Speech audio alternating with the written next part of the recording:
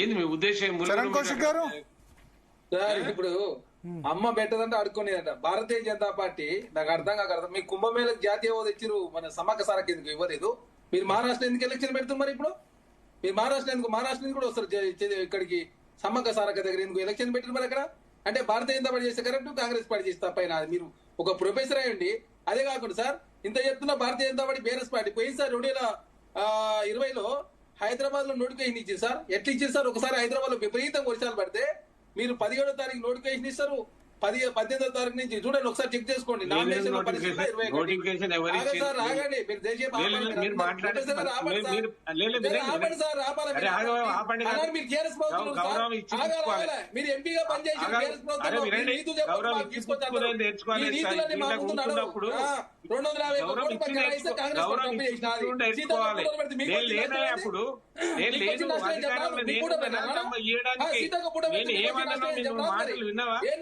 అర్థం కాక మీకు వచ్చి నష్టమేంది? ఒక్క రూపాయి కనా పైస వల్ల మీరు భారతీయ జనతా పార్టీ మీరు మాట్లాడుతున్నారు తీసుకొచ్చి మరి తెలంగాణకు తెలంగాణకు 60 సంవత్సరాల్లో ₹100 కోట్ల మాట్లాడుతున్నారు. మీరు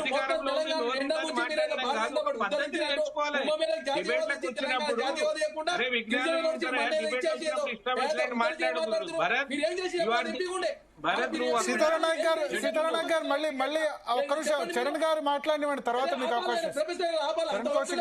అర్థం కాదు, తెలుగు ప్రొఫెసర్ గారికి ఒక్కరేగా ఉంది. ఇక మొత్తం ఇష్టం వచ్చిన ఏది నోటికి వస్తుంది మాట్లాడితే.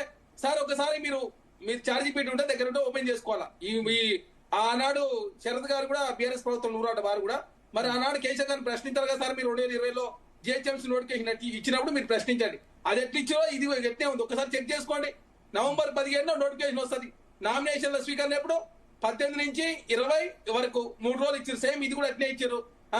నామినేషన్ల పరిశీలన 21 నుంచి 21, తర్వాత ఉపసంహరణ 22 ఇచ్చారు.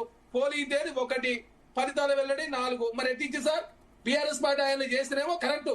మీరంతా బీఆర్ఎస్ ప్రభుత్వం నుండి మీరు బీఆర్ఎస్ పార్టీ అప్పుడే మాట్లాడరు. ఇప్పుడు కాంగ్రెస్ ప్రభుత్వం ఇస్తే మాత్రం మీకు వచ్చిన అది నాకు అర్థం. 2996 వార్డులు ఉన్నాయి సార్.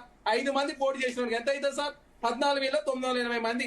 14,980 మంది కోసం అంట ఆ పండుగ పోకుండా వాళ్ళంట అడ్డుకునే ప్రయత్నం కాంగ్రెస్ పార్టీ చేస్తారు. ఏమన్నా అర్థం ఉందా? మొదటిసారి తెలంగాణ రాష్ట్రంలో కాదు, సమైక్య రాష్ట్రంలో కూడా అయితే హైదరాబాద్ వెలుపల ఏనాడు కూడా కేబినెట్ సమావేశం జరగలే. 251 కోట్ల రూపాయలు కేటాయించుకొని సమ్మక్క సారక్క పండుగను ప్రపంచ వ్యాప్తం చేసే ప్రయత్నంలో కాంగ్రెస్ ప్రభుత్వం ముందుకు పోతా ఉంది. Bharatiya Janata party BRS party నైతికత లేదు మీరు మాట్లాడతానికి. ఏనాడన్నా ముఖ్యమంత్రి కేసీఆర్ గారు పోయిండా అని నాకు అర్థం కాక సమ్మక్క సారక్క కాడికి మా ముఖ్యమంత్రి గారు విదేశాలు పోతాను తెలిసిన తర్వాత కూడా అక్కడ కేబినెట్ సమావేశం ఏర్పాటు చేసి అక్కడ దైవదర్శనం చేసుకుని విదేశాలు పోయి దాన్ని కూడా మీరు రాజకీయం చేస్తారు. నాకు అర్థం కాదు. వాస్తవాలు మాట్లాడాలి. ఇక్కడ సమ్మక్క సారక్క జాతర ఉంది కదా, నామినేషన్ వేసే వాళ్ళు ఎట్లా పోవాలి? కౌశిక్ గారు, సమ్మక్క సారక్క జాతర ఉంది కదా సార్, అయ్యేది ఏమి లేదు. పండగ 31 తారీఖు అయిపోతుంది. ఆల్రెడీ పండగ ముందు వారం 10 రోజుల ముందు నుంచే పండుగ నామినేషన్ వేసేవాళ్ళు పోవద్దా? నామినేషన్ వేసేవాళ్ళు పోవద్దా సార్? నామినేషన్ వేసి దాదాపు యావరేజ్ గా 2000కు పైగా వార్డ్స్, 2,000-2,500 మంది మున్సిపల్ కౌన్సిలర్స్ అంటే ఒక్కో పార్టీ నుంచి 3 పార్టీల నుంచి పోటీ చేసిన 10,000-15,000 మంది, 14,980 మంది, 14,980 మంది సార్. 14,980 కోసం మరి కేసీఆర్ గారు చెప్పాల్సిందే కదా. హైదరాబాద్ లో కుండపోత వర్షం పడితే నోటిఫికేషన్ ఇచ్చి హైదరాబాద్ ఇబ్బంది పెట్టలే మీరు? 1.5 మందిని ఇబ్బంది పెట్టిన మీ బీఆర్ఎస్ పార్టీ ఆనాడు ఎందుకు మాట్లాడే చంద్రబాబు నాయక్ గారు అది వర్షం. ఒక నిమిషం కౌశిక్ గారు, ఒక నిమిషం కౌశిక్ గారు, అక్టోబర్ 7th ఒక నిమిషం కౌశిక్ గారు, అక్టోబర్ 7th వర్షం పడింది. నవంబర్ 18th నామినేషన్ వేశారు 40 రోజుల తర్వాత. అక్టోబర్ 7th సార్ అప్పటికే హైదరాబాద్ అతలాకుతలమై చాలా రోజులు పట్టింది. అందుకనే 99 సీట్ల నుంచి 56 సీట్లకు వచ్చారు. మేము తోటి ఇక్కడ ఎలక్షన్ కమిషన్ సార్ పూర్తి స్థాయి స్వేచ్ఛ వాళ్ళు ఎప్పుడు డిసైడ్ చేసుకోవాలా ఏం చేసుకోవాలని చెప్పి మేము డిసైడ్ చేస్తాం. వారు ఆల్ పార్టీ మీటింగ్ పిలిచారు చాలా పారదర్శకంగా. ఎప్పుడు ఎలక్షన్ పెట్టారు? మీ మంత్రులు ముందే 27వ తేదీ నోటిఫికేషన్ వస్తాయని ఎట్లా అనౌన్స్ చేస్తారు? సార్ ఆల్ పార్టీ అనౌన్స్ చేసేది ఎలక్షన్ కమిషనా? Sir all party meeting election commission పిలిచింది, కలెక్టర్ల సమావేశం ఏర్పాటు చేసిరు, అధికారుల సమావేశం ఏర్పాటు చేసిరు. అధికారులు ఎంతమంది అలాట్ చేసిరో చాలా స్పష్టంగా కూడా చెప్పిరు. ముందస్తుగానే 1379 మంది రిటర్నింగ్ ఆఫీసర్లు, 1547 అసిస్టెంట్ రిటర్నింగ్ ఆఫీసర్లు, అదేవిధంగా ప్రెసిడింగ్ ఆఫీసర్లు 9560 మంది ఉంటారని చెప్పి ముందస్తుగా నోటిఫికేషన్ ఇచ్చారు వాళ్ళంతా. అదే పోలీసింగ్ సిబ్బంది 31,428 మంది కావాలని చెప్పి రాష్ట్ర ప్రభుత్వం అడిగిరు. అదే జోనల్ ఆఫీసర్ 742 కావాలంటే రాష్ట్ర ప్రభుత్వం అలాట్ చేసింది. ఎఫ్ఎస్టీ కింద 278 మంది. సార్ రాష్ట్ర ప్రభుత్వానికి సంబంధించి ఇక్కడ శాంతి భద్రత కావచ్చు, సిబ్బంది కావచ్చు అని కేటాయించిన తర్వాత కదా ఎలక్షన్ కమిషన్ ఎలక్షన్ పెట్టింది. కాబట్టి ముందస్తుగా ఏ పార్టీకైనా కామన్ బీఆర్ఎస్ పార్టీ కూడా ఎలక్షన్ వస్తుంది అలర్ట్ చేయండి అని చెప్పేసి అలర్ట్ చేయలేదా? అన్ని అలర్ట్ చేసుకున్నారు. ఇక్కడ ఏది కొత్తగా ఏమి చేయలే. మేము అంకె కూడా మార్చలే. జిహెచ్ఎంసీ లోడికి ఒకసారి చెక్ చేసుకోండి. 2020 ఏది జరిగిందో గదే ఎలక్షన్ కమిషన్ ఇచ్చింది. దానికి ఏదో జరిగిపోయినట్టు 14,000 మంది కోసం సమ్మక్క సారక్క జాతర ఆగుతుంది సార్. సమ్మక్క సారక్క జాతర 14,000 మంది వాళ్ళ చుట్టాలు, బంధువులు వాళ్ళు ఎవరు పోవద్దు మీరు జాతర. సార్ ఆల్రెడీ 33 రోజులు ఎన్నికల ప్రచారం చేసే వాళ్ళు ఎవరైనా పోతారో చెప్పండి. లేదు, భరత్ ఎన్నికల్లో నిలిచిన వాళ్ళు ఈ టైంలో పోతారా? 10 రోజులు ఎలక్షన్ పెట్టుకొని దేవుని అవమానించి కేసీఆర్ అన్నాడు. పోలే మీ రూపాయి కేటాయించిన రోజు మీరు మాట్లాడతారు. మీకు నైతికత లేదు. భరత్ గారు, కౌశిక్ గారు, సీతారాం నాయక్ గారు చెప్పాలనుకుంటున్నారు. మీకు వచ్చిన నష్టం ఏంటి? నాకు అర్థం కాదు. చెప్పండి సీతారాం నాయక్ గారు. వేసుకుంటే మీకు వచ్చిన నష్టం నాది. ఎందుకంటే మాట్లాడాలి ఒక ప్రొఫెసర్ మీరు నాకు అర్థం కాదు. అసలు మాట్లాడండి. చెప్పండి భారతీయ జనతా పార్టీ మీరు చెప్పండి. మరి మీరు నాకు అర్థం వీళ్ళంతా బేహద్దా మాట్లాడుతారు. వచ్చేసి కాంగ్రెస్ పార్టీ అనగానే ఈజీగా దొరికింది అందరికి కొట్టిన కాంగ్రెస్ పార్టీ మేము విమర్శ చేయొచ్చు. కాంగ్రెస్ పార్టీ ఎవరు పడుచుకోరని చెప్పి ఏది పడుతుంది మాట్లాడతారా? అసలు కాంగ్రెస్ పార్టీ గురించి ఏం మాట్లాడి కాంగ్రెస్ పార్టీ ఏముందో మాకు తెలియదా? డెవలప్మెంట్ చెప్పండి. ఒకసారి వింటే కదా మీరు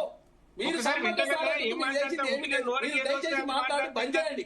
మీరు ఇప్పటిలో వచ్చినప్పుడు మమ్మల్ని విలువలు వంద సార్లు చెప్పినాం కదా, వాళ్ళకు సభ్యత, సంస్కారం, ఓ సబ్జెక్ట్ ఉండాలి. ఊరికే మనం ఏం మాట్లాడతాం? 64 సంవత్సరాలు తెలంగాణ బాధితులు. అరే వినవా, నువ్వు ఇంతసేపు మాట్లాడితే చరణ్ కౌశిక్ గారు ఒక్క నిమిషం మీరు కాదు ఆడ ఏమంటున్నాడో వినవా? వినకుండా ఎట్లా మాట్లాడుతావు? ఇష్టం వచ్చాడు మాట్లాడవచ్చు కదా. అరే ఒక సభ్యత, సంస్కారం ఉండాలి కదా.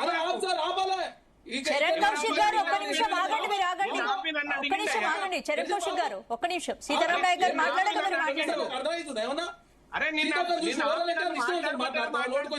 అరే పడుకొని తెలంగాణ రాష్ట్రంలో అంత పెద్ద టెంపుల్ కోడి కేటాయిస్తే చూసి వాళ్ళ లేక బొమ్మలు చూసి మాట్లాడతావు. ఏమన్నా అర్థం ఉందా మాట్లాడడానికి? మళ్ళీ ఏం మాట్లాడుతున్నావు? నీకు మేము మాట్లాడింది ఏంటి? నువ్వేం మాట్లాడితే ఎవరు బొమ్మ ఉంటుందా? నేను పెట్టుకుంటే బొమ్మ ప్రాముఖ్యతను కాపాడాలి. తీసుకురాపోయి 100 కోట్ల రూపాయలు తీసుకురా కేంద్రంలో. మీరెవరు కదా మరి? అరే 3 కోట్ల. అరే మేము ఇచ్చింది ఎడబడుతున్నావు నీకు తెలియదు. ఎన్ని కోట్లు ఎందుకు మాట్లాడుతున్నావు? మాట్లాడకుండా నీకు ఏం తెలియకుండా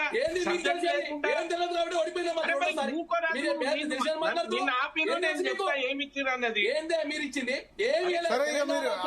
ఎవరు పైసలు ఇచ్చారు? మున్సిపల్ ఎలక్షన్ షెడ్యూల్ గురించి మాట్లాడారు. చరణ్ కౌశిక్ గారు, ప్రసాద్ గారు ఏమంటారు? చరణ్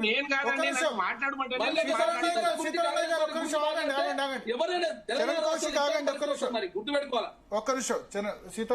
ప్రసాద్ గారు, గతంలో గ్రేట్ చెప్పనియవా? మాట్లాడేది అయిపోయింది. సీతారాం నాయక్ గారు మీకు ఇచ్చాను అవకాశం. ఒక్క నిమిషం ప్రసాద్ గారు మాట్లాడిన తర్వాత ఇస్తాను.